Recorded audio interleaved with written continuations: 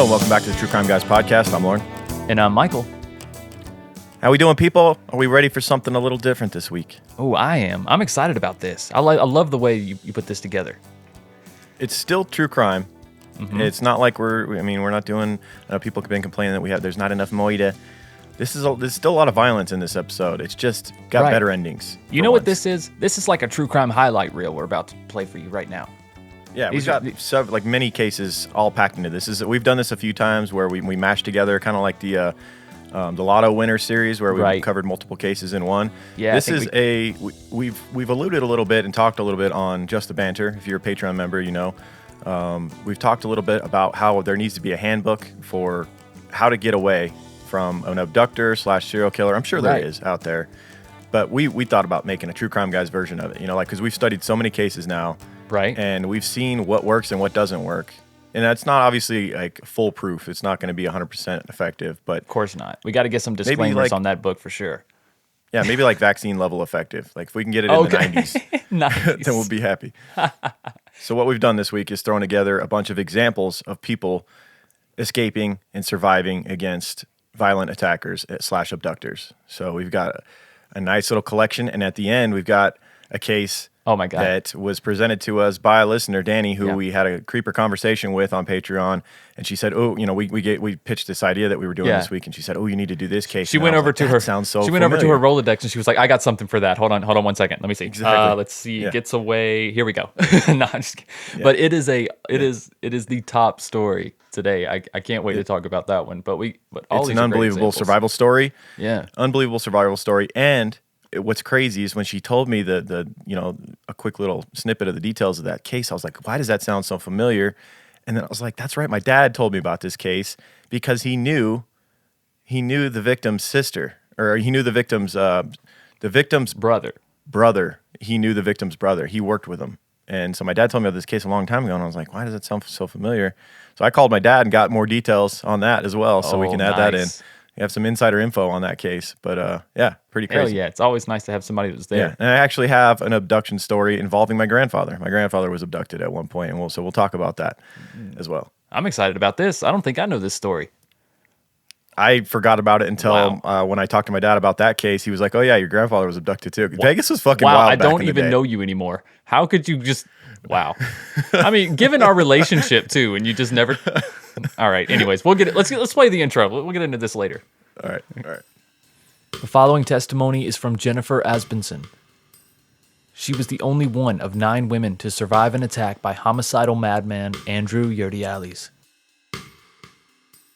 A little guy pulls up in a car, and when I say a little, he didn't seem big or scary. He wasn't threatening at all.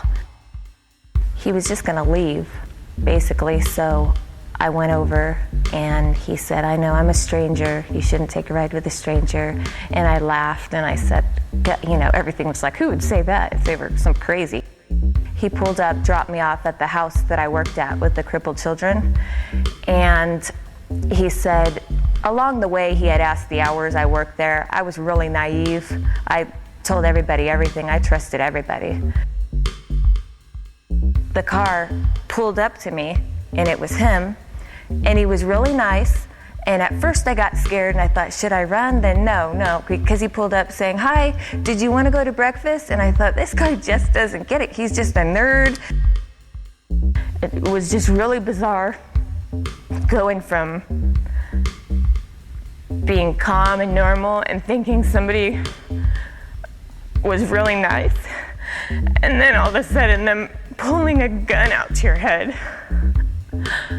I thought it was a joke.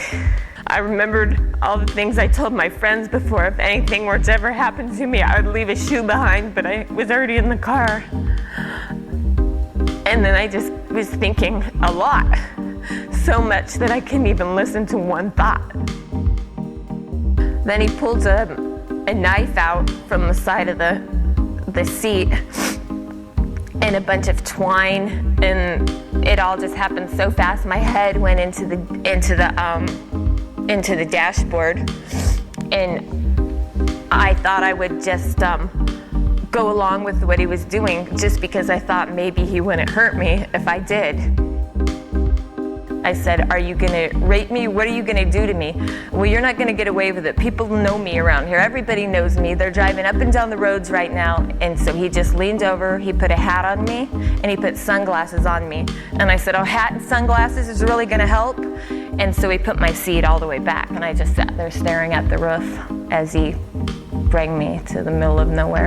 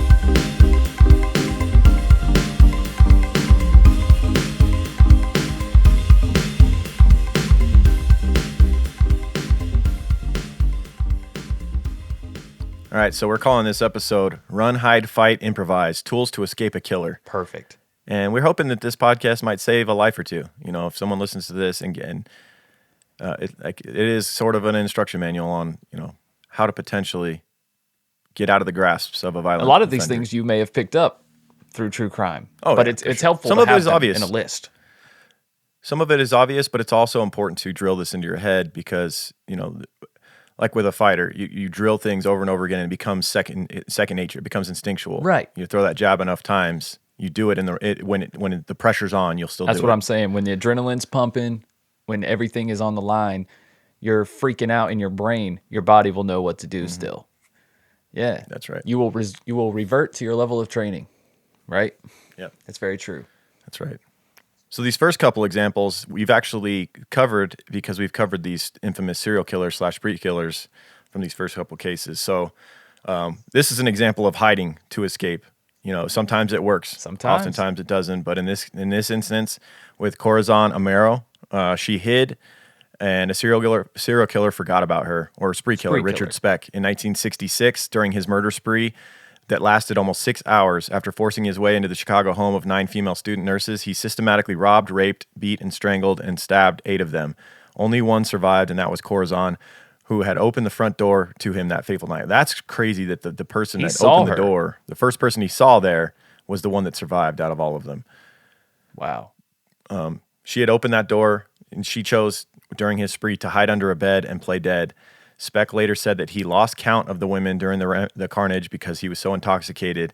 She would end up fleeing the scene and finding help, and would ultimately provide a sketch of Speck, including details about his Born to Raise Hell tattoo, and later testified against him in court. Yes, and that's what we helped see. to get him convicted. I was about to say a lot of these victims that got away played big parts in the conviction of their ultimately perpetrator. Convicting these criminals. Yes. Yeah, this was insane. Speck was just so out of his mind. He just lost count, right? Yeah. But this is great. Yeah. If just a few of these girls knew about these techniques, man, you know? Imagine what they could have done with 8 or 9 of them. They could have teamed up on him. But this case still blows my mind. I know we talked about it during the case, but if he's going through one after another, I mean, are these other girls not hearing screams or banging around or anything like that? You know, it's just it's surprising to me that he took 8 victims that night. Mm-hmm. It's sad, but it just goes to show. I mean, if you're not prepared for that sort of thing, you can freeze. You can freeze. That can be a real response. Also, I mean, I'm sure he attacked sure he attacked several of them when they were either sleeping Right. or, yeah, and it's just chaos. Yeah, you have no idea what's going on. Imagine waking to that. Yeah. Yeah, so that's on the lower end of things that's not the preferred method, I would say, hiding. It's sometimes I think it rarely is going to work out for you Right. if you try to hide within a house when someone's after you. Unless you have already called for help. If you've already called for 911, then hiding might buy you enough time for the cops to get there. But And if the person doesn't know, like maybe someone's breaking into your house and they think you're not at home. they have no idea how many people are inside. Exactly. Then that would be a time where you could hide and arm yourself at the same time. That might would be a good move just in case you are found. Mm-hmm. All right. So, infamous Ted Bundy. Never heard of him. In 1974, Carol DeRanche of Salt Lake City, Utah, narrowly escaped the clutches of Ted Bundy. He was dressed as a police officer. He approached DeRanche in a parking lot, explained that her car had almost been stolen, and she said she needed to file a report with him. We covered this one. Almost in been detail stolen? In our Ted I'd be Bundy like, episode on Patreon. Sir, well, it's not, so I'm good. I'm going to It's go not ahead been and head stolen, out. so- Yeah. Almost is not stolen, so I'm good. Yeah. She did, however, follow him to his Volkswagen and got inside, where he quickly handcuffed her and tried to strike her with a crowbar. However, DeRanche resisted and fled. This is that, fight and run and make a Yeah. big scene. And That is the ultimate best way to do it when you're in a public setting. And she did it's different that. if they're in your home with you and there's no one else around. But in a public setting, if someone tries to get you to go with them, always fucking run, Hell yeah. fight. And it's never too late. I mean, she had handcuffs on and she still got away. That's impressive. That's impressive. I can't believe the Volkswagen didn't throw her off and be like, what kind of cop drives a Volkswagen? You must be undercover. How are you even going to put anybody in the back of your Volkswagen? Yeah. This is the only kind of reports you do? Stolen vehicle reports? Yeah. That's one of those things where it's another survival technique is like, if it doesn't feel right, don't take the chance, Probably ain't. Yeah. She must have just been like, this doesn't feel right, but I don't know. Like, I don't want to make it awkward. Yeah. If he actually is a cop or whatever. No, fuck that. Like, I was going to say, brings up a whole nother problem is unmarked police cars, though. Police cars are getting like more and more sneaky. At least around here, man, there's like Mustangs and Challengers and shit that are undercover cops. And it's just, you just don't expect it. They don't have permanent tags. They got regular tags, but they got regular rims. It looks like a factory model, but that damn thing's loaded with lights on the inside. And they're pulling people over with them left and right. But it's hard because, you tell people, especially young women, like, don't pull over if the car is unmarked. That was something that I was always told. It's what my mama told me. She's like, if anybody's trying to wave you to the side of the road and their car is unmarked, you do not pull over. If it's not a cop, you do not pull over. But now it's almost impossible to tell. Anybody can buy some flashing lights at AutoZone. Yeah, and I've seen YouTube videos of police imposters getting caught as well, where they've pulled someone over, or they're chastising them about speeding or whatever. And that's like best case scenario. Like the worst case is this is someone who's trying to abduct somebody, or it's a dude impersonating a cop pulling over a woman and trying to take her or whatever. Exactly. And you can always call 911 and confirm that this is an actual police officer as well, or you can request their supervisor to come to the scene as well. Right. You don't have to get out of your car until you're comfortable. That's right. That type of thing. So That's right. So her story provided police with important details about Bundy's abduction techniques. And in 1975, an officer pulled over Bundy in his Volkswagen. That's when they found all that shit that he had, the handcuffs and everything else. Bloody crowbar, everything else, man. They would arrest him on that instance, identified him as the culprit. DeRanche did when she saw him in a lineup. Right. And he was put behind bars until, of course, he escaped. And we covered all damn that it, Bundy. in our Ted Bundy, of course. Yeah. He escaped Classic multiple Bundy. times. He was a sneaky little He's fucker a slippery little bastard. with some crazy eyebrows. Yeah, man. Grinch-like. All right, let's move on to an example of bravery and fighting an attacker. In 2008, a brave 9-year-old Scotland boy fought and saved his mom's life from a brutal knife attacker during a home invasion. This is incredible. Seriously. Absolutely Nathan Thompson was aged just 9 when he fought, or when he was slashed in the face as he battled a brutal 39-year-old Hugh Clark who had launched a savage attack on his mother, Ina, during a home invasion. Clark, who was 39, would be caught and imprisoned for 8.5 years after the bloodbath assault. He was an offshore worker who had forced his way into their home and began slashing 38-year-old Ina in front of the 9-year-old boy and his sister, who was 16. Courageous Nathan ran at the attacker, jumped on his back in a desperate bid to save his mom. He stabbed the boy in the face, missing the eye by millimeters, but Ina managed to escape thanks to her son.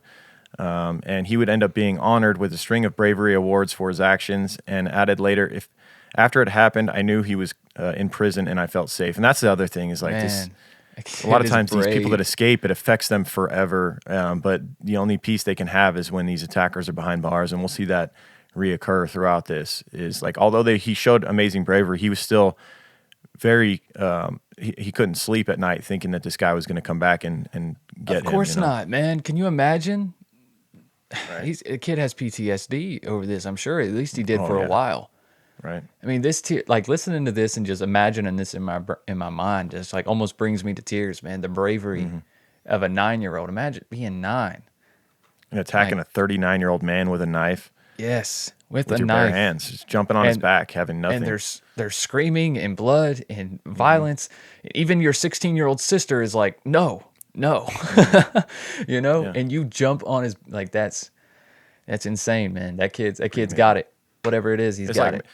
Remember that kid a couple of years ago that the girl had gotten attacked by a pit bull on the way home from school, and this boy who was only like 7 or something had been doing jujitsu, and he got on the freaking pit bull's back and choked it, or held it in a chokehold, like a rear naked choke, until somebody could come and help and like save this little girl's life. She was like torn up. Ooh, that's the best way to get a dog. I think it was his sister. I think it was his younger sister that he saved, if I'm not mistaken. Hell yeah, that's awesome. But, yeah. That's awesome. And you can choke it. That's your best bet against like a large dog or a big cat. Is strangulation. That's your best bet. You get that damn neck and don't let go one way or another. Yeah. That's awesome. All right, another example. In March 2017, a brave woman from Birmingham, Alabama taught us how to get out if you're trapped in a car's trunk. The unidentified woman was abducted. As she walked to her apartment, a stranger approached and pulled out a gun. The suspect demanded money, but the woman said she didn't have any. He forced her back into the vehicle and drove off with her. Later, he made her get into the trunk and drove to several ATMs where he used her card, police say. In the parking lot of a Marathon gas station, she was able to open the trunk by using the safety latch inside. She leapt out. She leapt out as the man pulled away in her car. Here's a quote from the gas station's owner. He says, "This woman just popped out of a trunk. We brought her inside. We locked the door and called 911. She was safe." Every car, this is the thing that, if you don't know, you need to know that every car made in America after 2002 has an emergency latch inside, and they're usually glow in the dark as well. Yeah. So if you're inside, you'll be able to find it.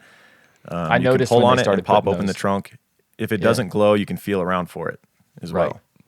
And some cars will have a latch in the seat as well, where you can fold down the seat and push into the back seat area. The back seat of the car? Yeah, there's a lot of models that have that too.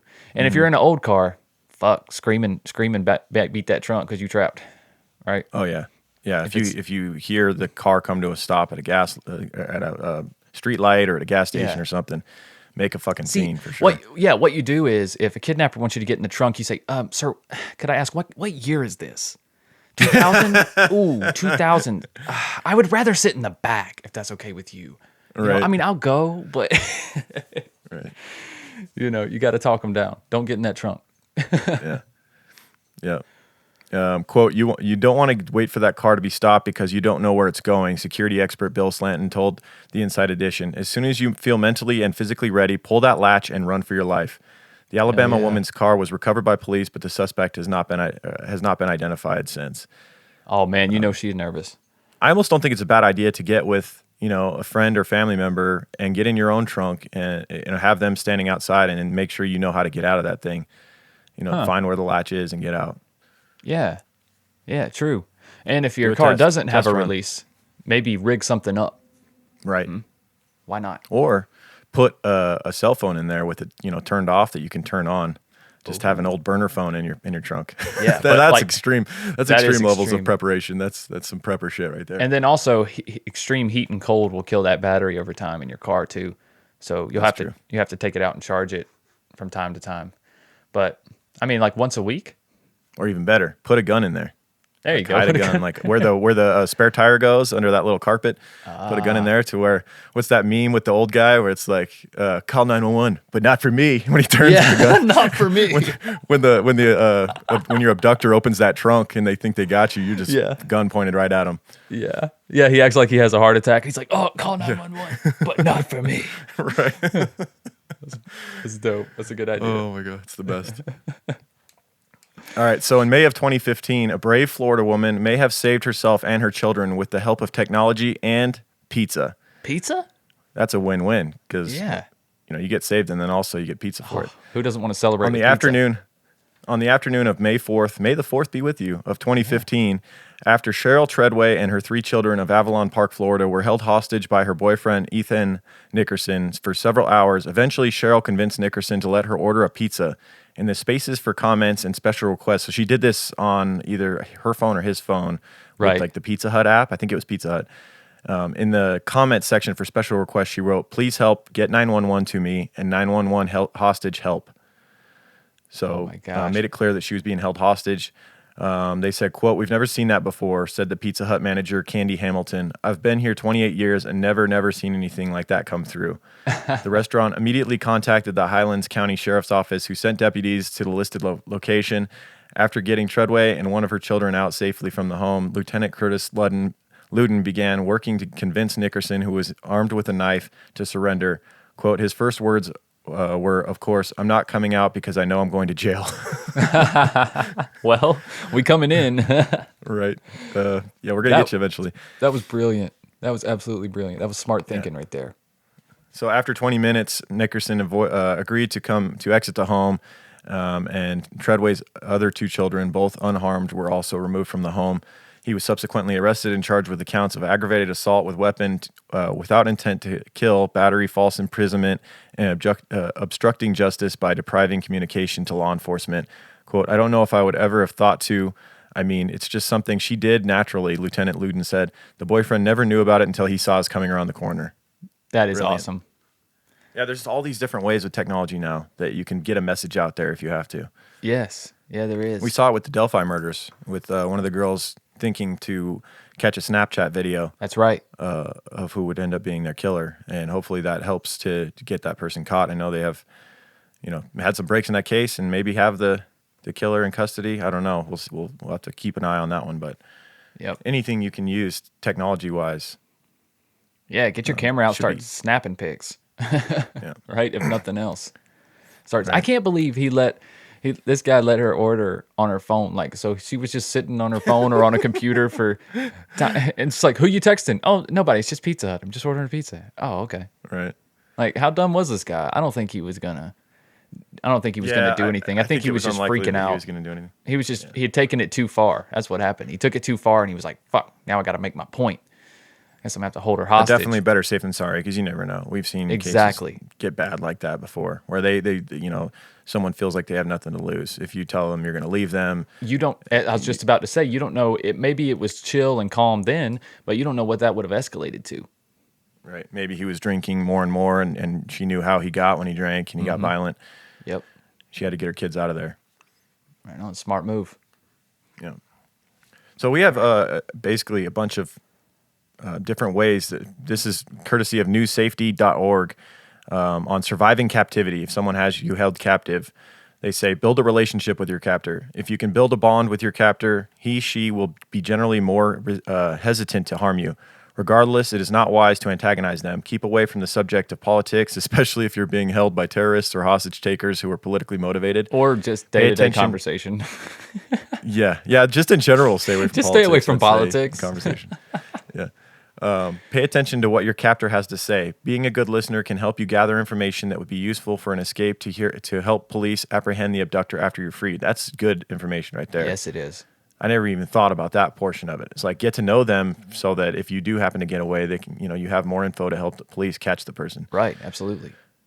It says appeal to your captor's family feelings. If you both have children, you have a powerful bond already in place. If you have pictures of your family, consider showing them to your captors if the topic comes up. Keep your dignity. It is psychologically harder for... I feel like that's a sketchy move, showing the pictures, right? That could go either way. It could make them go, yeah, what if they're like, maybe I'll go snatch your kids up. Yeah, now. I already have your wallet here. Let's see, where do you live? Okay, cool. Let me go back and get them. Oh, Jesus. You know what I'm saying? That would be a big backfire right there. Right, that's what I'm saying. That was the only one that kind of stood out to me where I'm like, maybe feel it out. Maybe just mention that you have kids. Maybe Yeah. say their names, but don't show pictures. Yeah. I don't know. It says, it is psychologically harder for a person to kill, rape, or otherwise harm a captive if the captive remains human in the captor's eyes. Do not grovel, beg, or become hysterical. Try not to cry. Do not challenge your abductor, but show him or her that you are worthy of respect. Now, this is good We've advice. seen that. We've seen that happen several times. Yes. Throughout cases. This- where this- they humanize themselves. They, they try to befriend or, do whatever they can to buy time. We saw it in the Todd Colehep case. Yep. It works. It works. This is the way. I think this is the best way to go, especially if you have somebody that's holding you captive, because that person wants some type of relationship with you, some type of back and forth, or they would have killed you already. Right. So I think being someone who's calm, cool, collective, respectable, that kind of gives them reason to pause. Or maybe they're like, maybe this person has more to offer me alive. This person could be a really good friend. Maybe you could kind of trick them and pull. I mean, Caleb Brown in the Todd Colehep case had him Great totally example. fooled.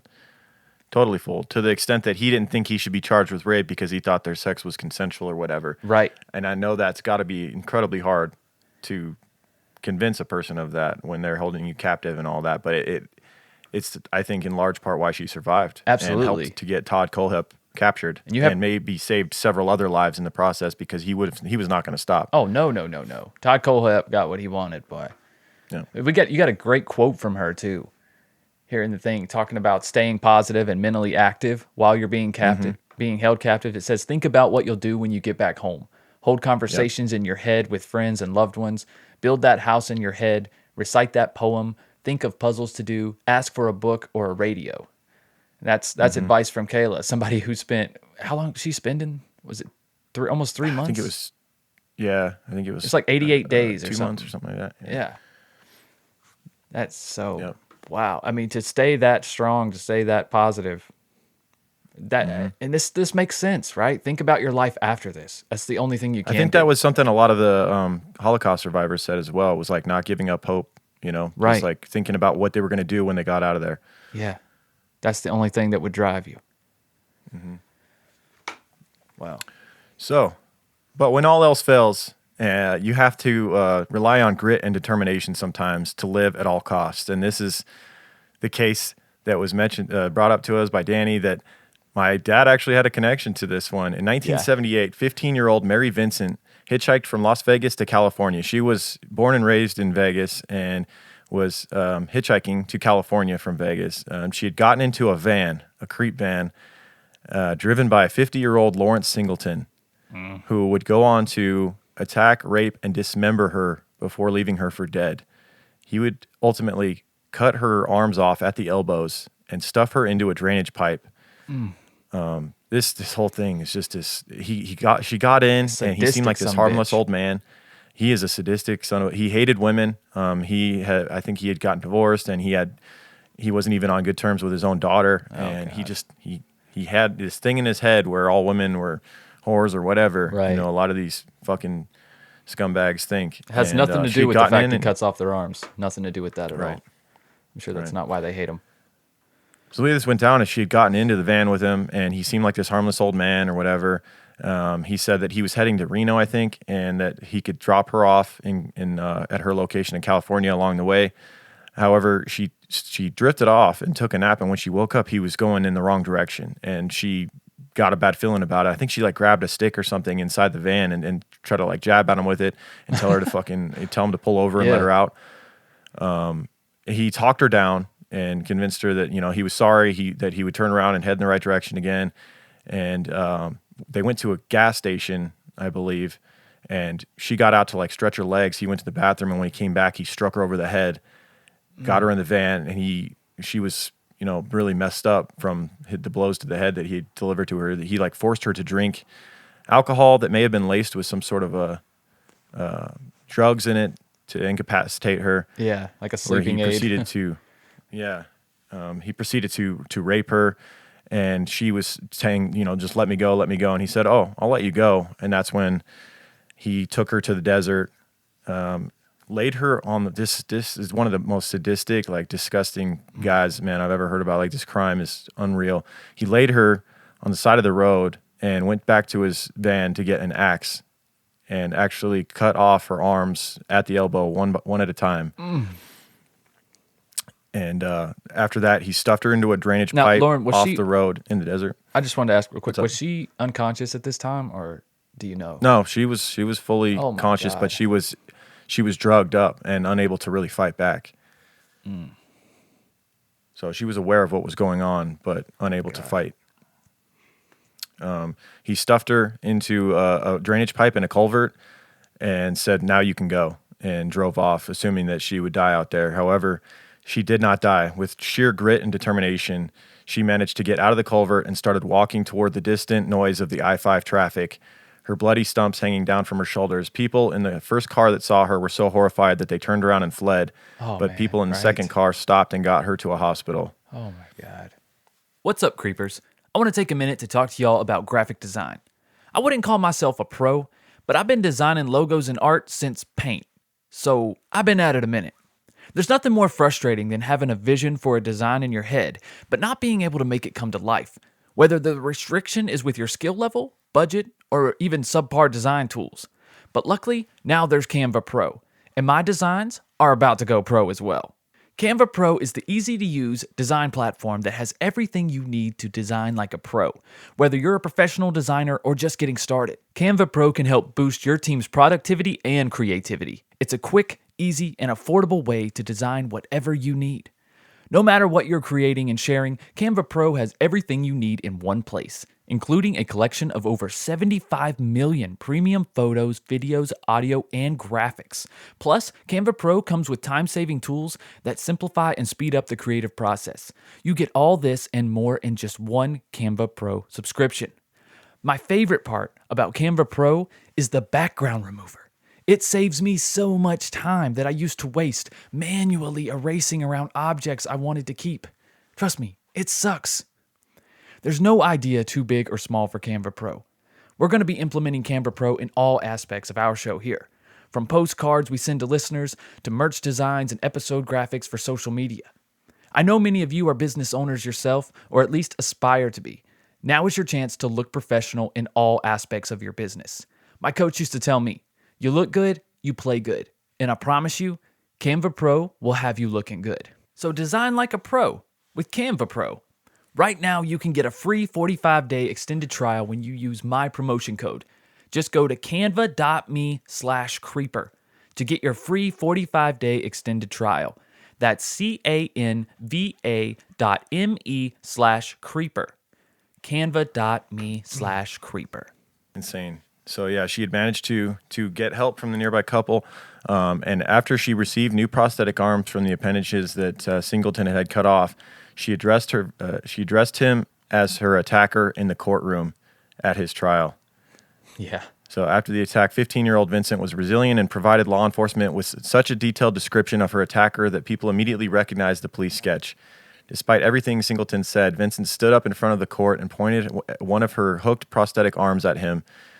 Vincent only referred to Singleton as my attacker, and she declared him in a firm voice that he did this to her. Years later, when Florida police arrested Singleton for another crime, she unflinchingly testified again against him. He would go on to get out and perpetrate another. He would go on to kill a woman. We'll get to that in a minute. But during her recovery, specialists fit Mary with prosthetics, and she returned to school, adapting to her new disability.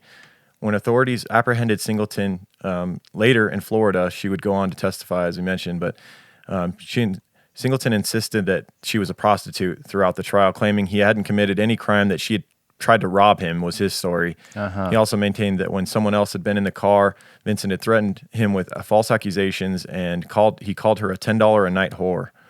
Wow.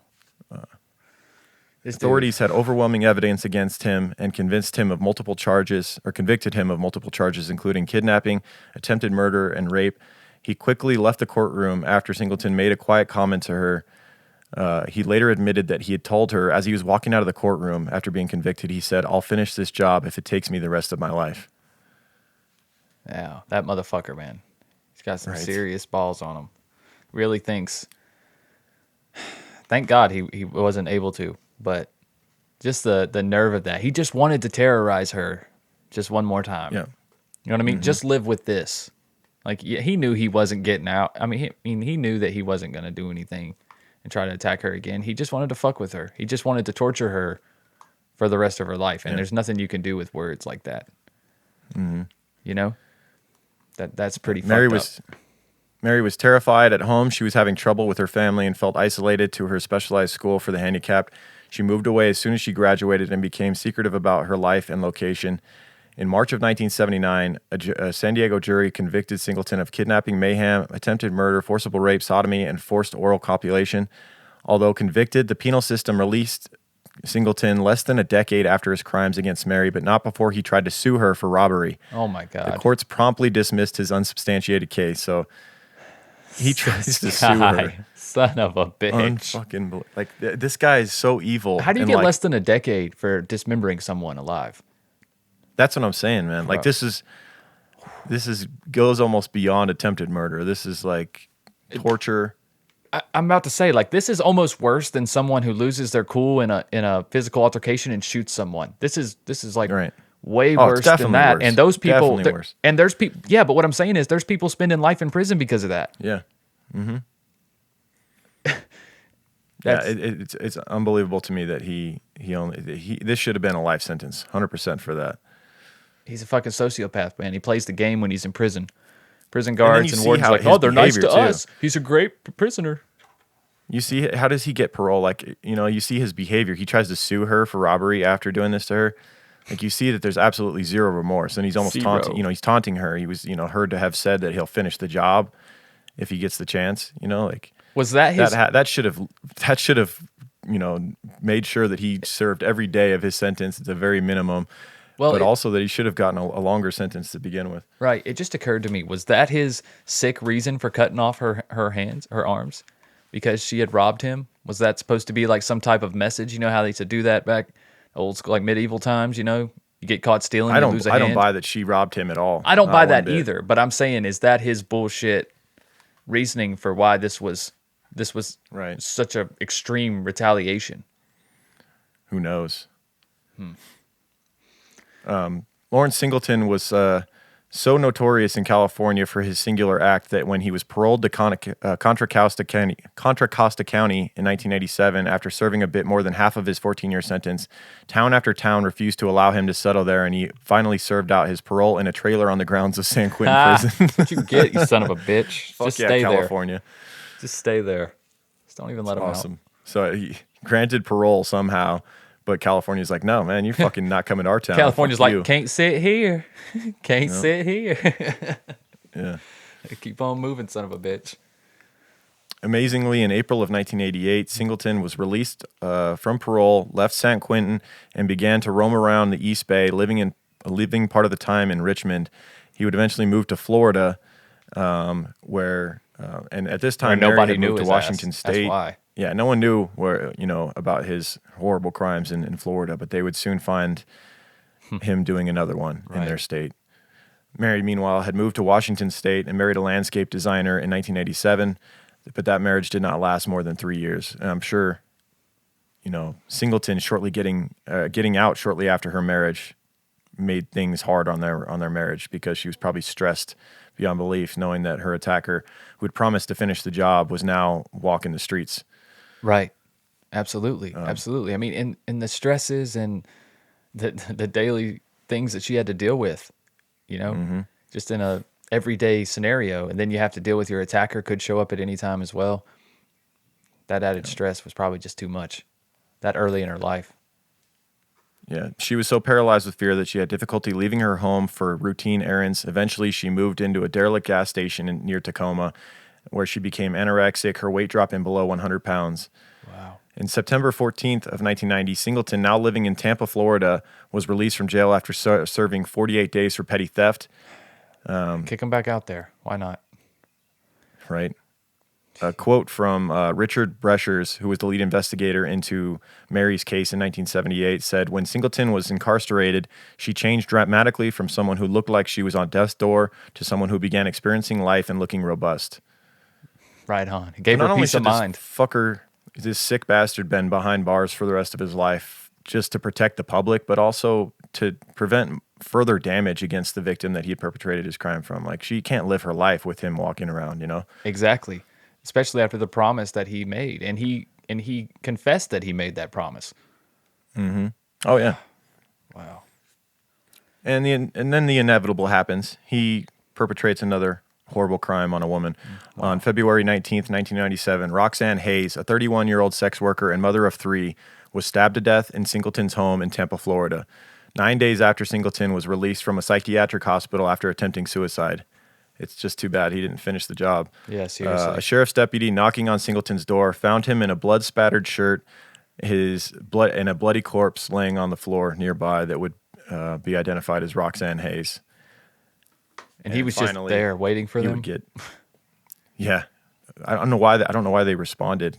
You know, went to his house maybe just to check up on him because he had just gotten out of the psychiatric hospital. But yeah, or maybe somebody called the police because someone of probably screams. heard noise I mean, coming from the house. It sounds like it was a violent crime. Yeah, that's what I'm saying. He stabbed someone to death. I'm sure that wasn't a quiet thing going on there. Yeah.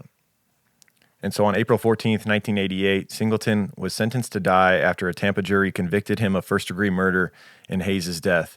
And in 2001, with the help of with Mary Vincent's testimony, she once again stood up there with her prosthetic arms and pointed at this man. He would get the death penalty for the murder. However, unfortunately, shortly after that same year, before he could face the death penalty, he would die of cancer in a Florida prison hospital. Got off easy. Yeah. Man, you hear all these states bringing back like firing squads and shit? Are they? Yes. I hear states are bringing back firing squads because of lethal injection being in short supply. So like you can have I think some states are even bringing back the electric chair. Man, you can't get lumber, you can't get lethal injection, right. Shit. Like what the hell's Can't going get on? shit, man. Can't get nothing. Can't get gas. God damn. I didn't think it would Can't go get down workers? to lethal injection. Fucking equipment was in short supply as well. Like, how many of those are they really doing? I know, right? Seems like they hold them people on death row forever. Right. Spread them out. Just, you know. I don't got a problem with the firing squad, honestly. If you're okay with the death penalty in general, with capital punishment like that, yeah, that seems. I'd rather take that one than the deal with the electric chair or a lot of these things aren't around anymore, like the electric chair and the gas chamber and all that. Firing squad seems like it's over pretty quick for you. Yeah, I'm sure it is. I just wouldn't want to be on a firing squad, dude. I don't think I could deal with that. Yeah, they say that those guys have trouble dealing. That's with why. that. That's why I'm not particularly a fan of firing squads. Not so much for the criminal or for the person getting killed. I mean, they're going to get killed either way, and it's going to be pretty instant. But those guys firing, I mean, you have one firing squad. Do they rotate? Yeah, I mean, but if you just participate in one, you know what I'm saying? Like you have that, you're going to have that forever on your conscience. I know they only one of the people have a bullet, right? So that you're never quite sure if you were the one who actually killed the person or not. But I thought everybody just shot at the same time. No, everyone but one is blanks.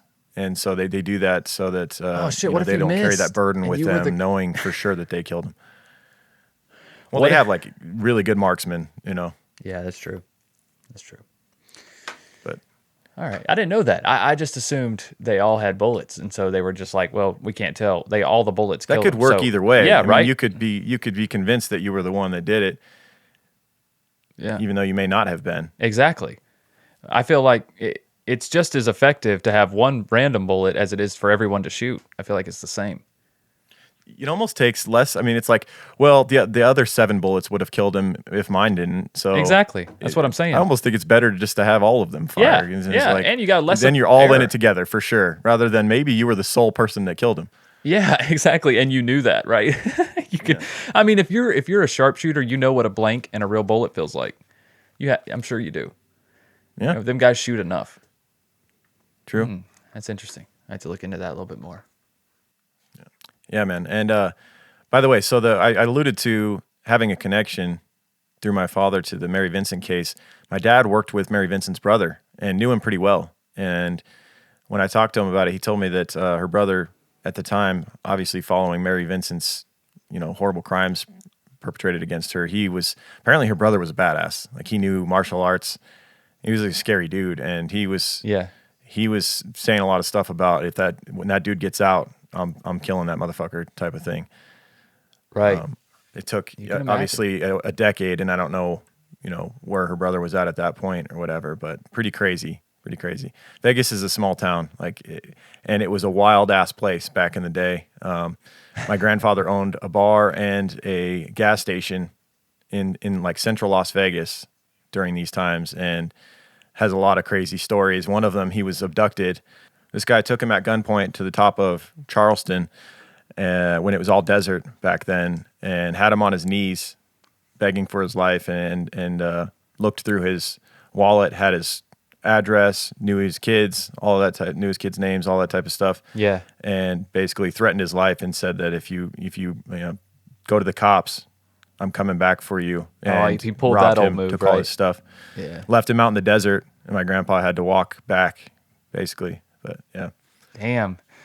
That's scary. You think this may be the end, right? Especially why is he taking me way out to the desert?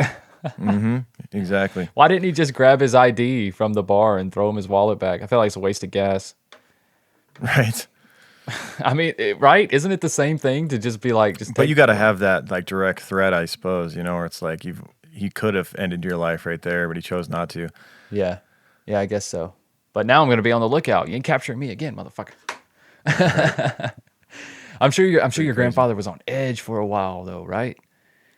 He was, man. Had that shotgun under the bar. He was ready, boy. I bet he was. Yeah. I'm sure he was anyway, but now more so. All right.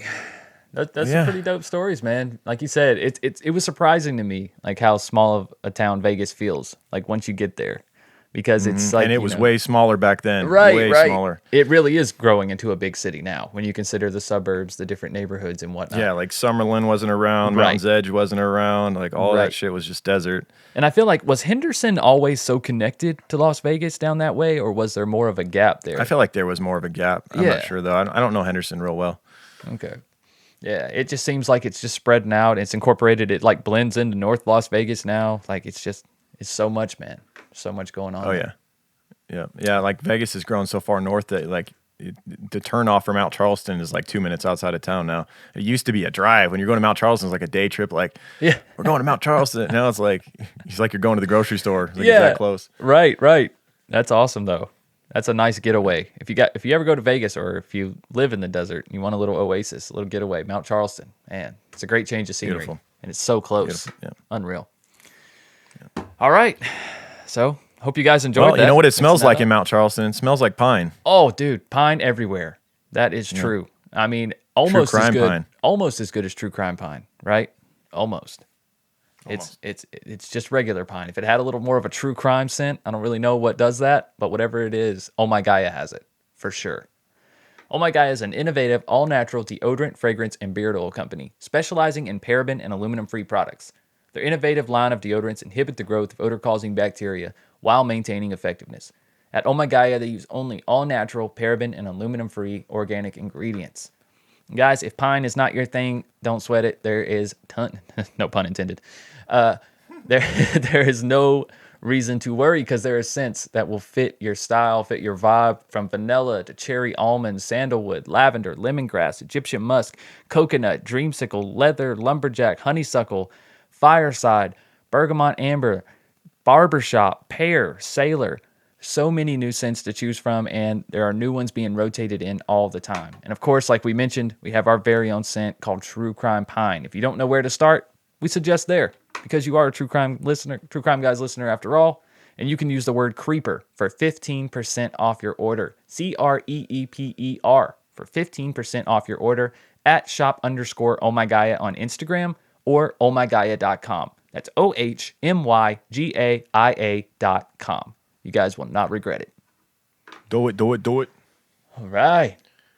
We got also what you should do is go rate and review the show on iTunes if you Yeah. have a few minutes. Even if you just click 5 stars and throw in some fire emojis, we'll give you a shout out on the show. You got to write something in the description so that we can see it. Otherwise, it just goes down into the star rating. That's it. Right.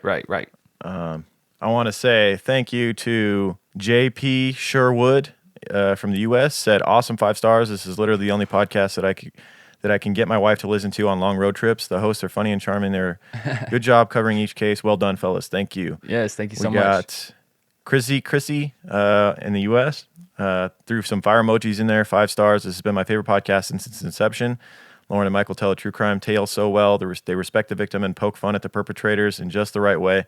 A good time with every listen. Sandu is also great, so definitely check out Strange and Unexplained. Right on. Right Thank on. you so Shouting out much. both shows. Thank you, Chrissy. Yeah. And then we got Sandy Cole, 91 in the U.S. said, loving it, 5 stars. It's always much fun to find a new true crime podcast. And after a couple of episodes, I was definitely sold. As someone that drives 8 hours a day, it's important to have something that helps kill the time, but also gets me in a good mood. True crime guys, y'all make me laugh. So thank you very much. Right on. Glad to ride with you. Yep.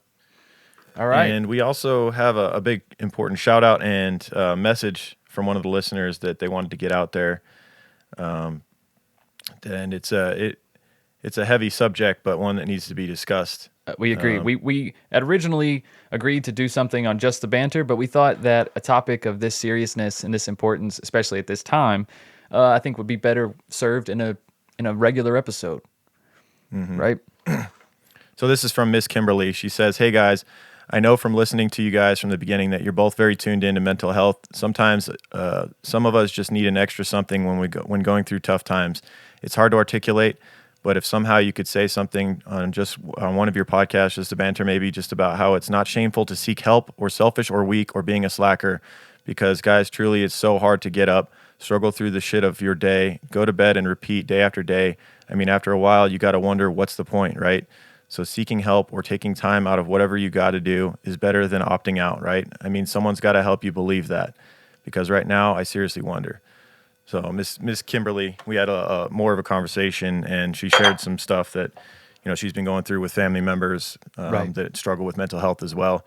And I think it's definitely important just to remind people that there's nothing wrong with asking for help. There's many helplines for mental health, and no shame in it. So. Absolutely no shame, and you're absolutely not alone.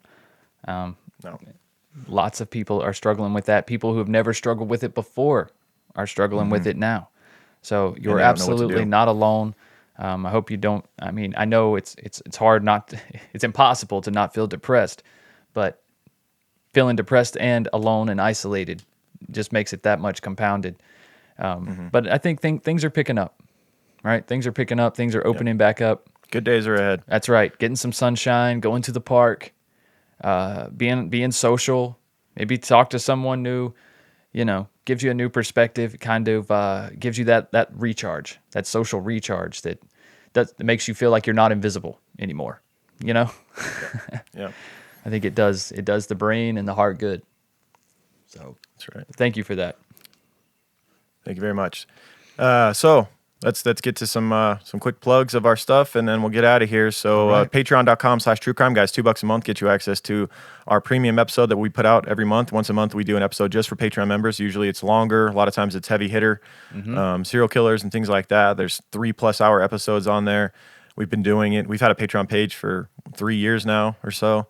There's so much content on there available for just $2. Just $2 gets you access to a lot of our content on there. If you want to go up to $5 a month, you get even more. You get the Just the Banter weekly episode that we put up. We record every Friday. We answer listener questions and scenarios and all kinds of fun stuff on there. You get to know us a little bit more in our personal lives and our thoughts on our favorite foods, our favorite cars, that type of thing. Right. Favorite fabric. Pick our brain on there. Yeah. And that also gets you the very prestigious gold Creep Van sticker as well for the $5 tier. And $10 tier, you get to have a conversation with us. That's right. Danny, we just talked to her for an hour. It was just us and her. And that was a good time. It sure was. So there's much to be had on there. Go check out our Patreon page. Check out our social media at True Crime Guys. We're on Instagram, Twitter, Facebook.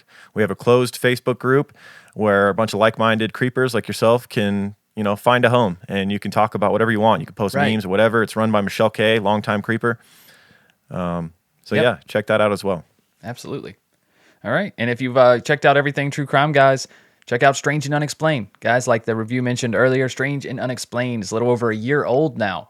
I don't know if you guys can believe it, but if you still haven't tried it out, Go give it a listen. Wherever you listen to podcasts, new episodes come out every Monday. That's Strange and Unexplained. The logo will look The similar one and to only. ours. First, most original. The OG Strange and Unexplained, where the title is just Strange and Unexplained. I didn't have to add anything because there was no other one. So, Yeah. all right. Also, check out our merch, truecrimeguys.threadless.com, and I'm done. All right. All right. Anything else? You good? I'm good, man. All right. Thank you all for your support. We love y'all. Keep creeping. Is next week Patreon? Yes, sir, it is. So, Oh, baby. patrons only. We'll see you next week. That's right. All right, guys. Keep creeping. See you next week on Patreon. True crime guys, in the desert we like a mirage. It's okay if you clicked on us cause you thought we was True Crime Garage. Now we ain't mad at you, sit down, let us talk at you. I'm talking to the creeper army, we out here making murder, get murder, get murder. True crime guys, in the desert we like a mirage. It's okay if you clicked on us cause you thought we was True Crime Garage. Now we ain't mad at you, sit down, let us talk at you. I'm talking to the creeper army, we out here making murder charming.